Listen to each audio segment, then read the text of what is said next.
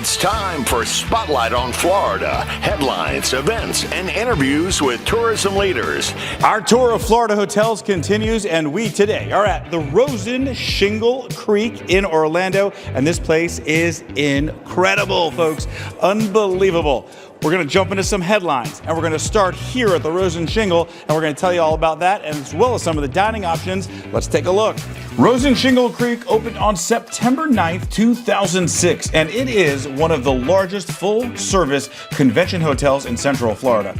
The 255-acre luxury hotel offers 1,501 guest rooms and suites and 52,000 square feet of dedicated meeting event space. It is absolutely an enormous place. It includes one of the nation's largest column-free ballrooms at 95,000 square feet. And as you can imagine, it was awarded the AAA 4-Diamond designation annually since 2007. It offers an array of amenities, such as the spa at Shingle Creek, which is a full-service 13,000 square foot spa, an 18-hole par 72 championship golf course designed by the Arnold Palmer Design Company, four outdoor swimming pools, and a multitude of other activities, pickleball courts, tennis courts, nature trails, and seasonal fishing. Absolutely amazing. And on Spotlight on Florida, we love to feature the best restaurants, and Shingle Creek features 15 options for dining and lounging on site. Its top on-site dining spots, A Land Remembered and Calabella, and those are both AAA 4-Diamond Award winners.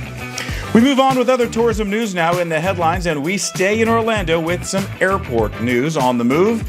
And MCO is soaring up the list of busiest airports. The Airports Council International North America issued its annual airport rankings for 2025, and Orlando Airport, MCO, improved its national ranking as one of the busiest airports for passengers. It went from 9th place in 2024 to 7th in 2025. Based on the rankings, MCO also held its place as the #1 busiest airport in Florida and the 25th, that's right, 25th busiest in the entire world. In total, MCO recorded, listen to this, 57,675,573 passengers in 2025. Here's how each of the top 10 airports performed. Number 1, Atlanta. Number 2, Dallas-Fort Worth. Number 3, Chicago. Then Denver, Los Angeles, Kennedy Airport in New York. And at number 7, there we are, Orlando International Airport, MCO, followed by Miami International, Harry Reid International, and rounding out the top 10, San Francisco International Airport. Unbelievable. Great job, MCO. I assume by next year you'll probably be in the top 5.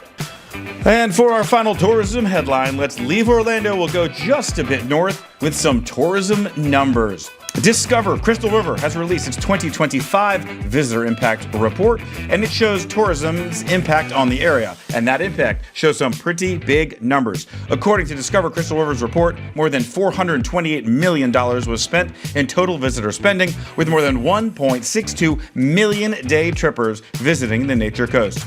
And they're walking the streets of downtown Crystal River and having an amazing time. From swimming with manatees to harvesting scallops, it's an emphasis on tourism, and it continues to happen.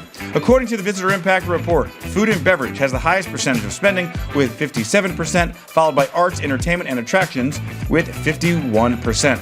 And for who Citrus County is welcoming?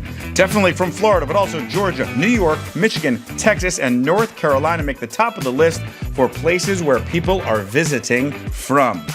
That's going to wrap it up for headlines. For more headlines, check us out on social media. Like and subscribe to our YouTube, Facebook, and other channels. All right, part 2 now of our episode of Spotlight on Florida, and we're going to take a look at our Florida forests. We love working with the Florida Forest Service. They manage forests all up and down the state, and there are some incredible things you may not know that you can do in a Florida forest. Lots of cool activities, and we're going to show you now. All right, Brian Camposato, Assistant Chief of Forest Management. And Brian, our Florida forests are a treasure. Let's start with 5 things we can do in a Florida forest. camping is huge, right? Yeah, absolutely. Camping is definitely one of the biggest things that we have available to the public on our forest. Virtually all of our forest offer some form of camping. Not everybody does, whether that's from our developed campgrounds that have full facility hookups for your RVs, spots for your tents, whatever style you'd like, or more dispersed primitive campsite in the middle of the woods by yourself. We kind of have stuff that runs across the gamut. That's so cool. And you can just go to a forest, make a reservation, and book a site. That's correct. We partner with an outside vendor to do our reservations for our campsites. If you go to our website, fdacs.gov, go to Florida Forest Service and search for recreation. You can get on to our reservation page that way, or you can go to floridaforestservice.reserveamerica.com.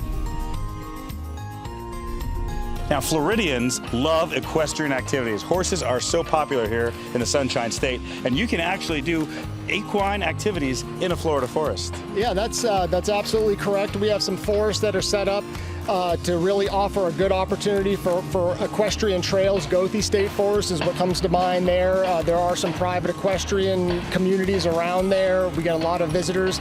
But we also have equestrian campgrounds. Black Equestrian Campground. We have our Coldwater Campground at Blackwater River State Forest. And then the Tillis Hill Equestrian Campground at Withlacoochee State Forest is our third. And again, they're all of different sizes. They kind of cater to slightly different equestrian uses, but they're all set up for you to bring your horse, go camping, and then go on the trails with your horse. You know, you can combine all these. So you can do some camping, you can bring your horse, but if you want to just go hiking, that is an enormous activity that has so much popularity, right?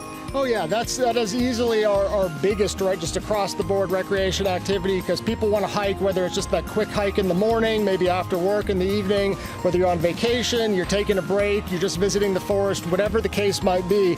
Hiking is a very big thing to do. We've got hiking trails set up on, again, virtually all of our forests. Any forest that has road system, you can hike on the road system, so it's pretty open to where you can go hiking. But yeah, hiking is a big one, and we see lots of hikers across all of our forests.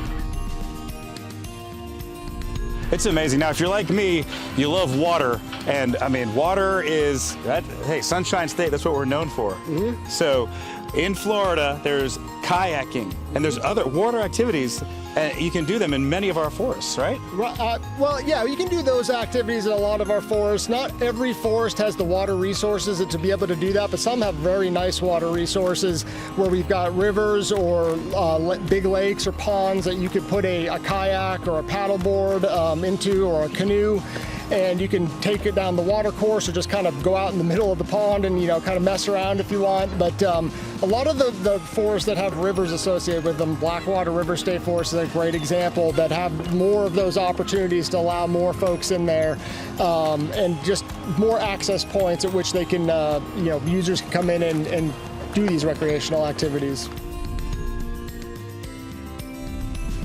Okay, and now, number 5. It's really popular in Florida, and everybody, a lot of avid hunters. And there is, if you want to hunt, the Florida forests are, you know, one of the best places you can go, right? Absolutely. The Florida Forest Service does partner with the State Wildlife Agency, FWC, to, you know, come up with the rules for all of our state forests, which have wildlife management areas. 96% of the land that we manage have wildlife management areas, and we do like to encourage responsible hunting. It's been around for millennia. It's a generational thing with a lot of the families that come to visit our forests, and of course we do support you know, hunting and fishing on our lands. And we work with FWC to make sure that that's a reality, that the folks that do want to come out and you know, hunt for whatever it is they're after, whether it's waterfowl or deer or turkey, they can have those opportunities and hopefully be very successful in their hunt. Well, there you go. We've got it all in Florida. That's 5 things you can do in a Florida forest. Whether you're in Florida or you're visiting Florida, check out a Florida forest today. That is going to wrap it up for this episode of Spotlight on Florida. Go visit a Florida forest, and hey, by all means, come visit this place, Rosen Shingle Creek in Orlando. Lots of things here on Spotlight on Florida, and stay with us because we have a lot more to show you as we move through the year.